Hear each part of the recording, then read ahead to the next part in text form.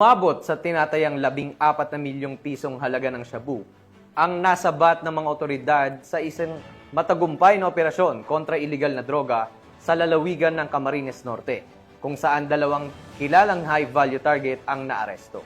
Ang nasabing operasyon ay malinaw na patunay ng kanilang walang sawang kampanya upang sugpuin ang iligal na droga sa rehiyon ng Bicol. Patrolwoman Vanessa Sol sa report.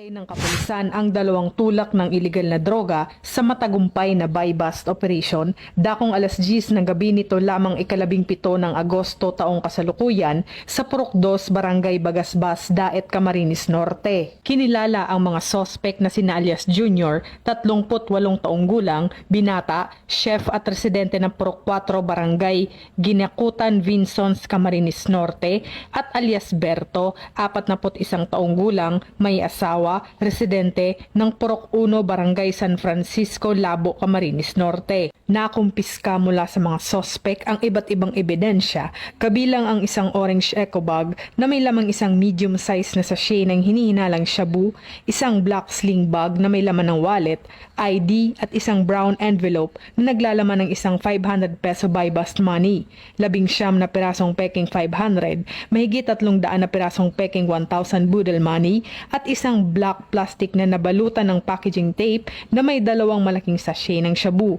isang black backpack na may tea-plastic container na naglalaman ng isang malaking sachet ng hinihinalang shabu at isang sasakyan. Tinatayang nasa 2,060 gramo ng hinihinalang shabu ang nakumpiska na may katumbas na halagang 14 na milyong piso.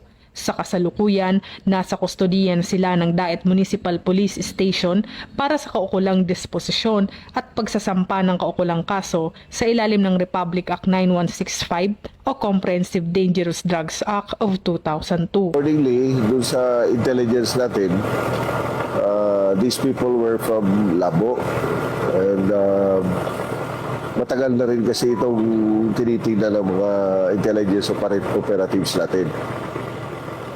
And meron ng mga attempts sila na deliver dito prior and hindi lang talaga na-checkpoint. But this time, na-checkpoint sila ng mga operatiba natin.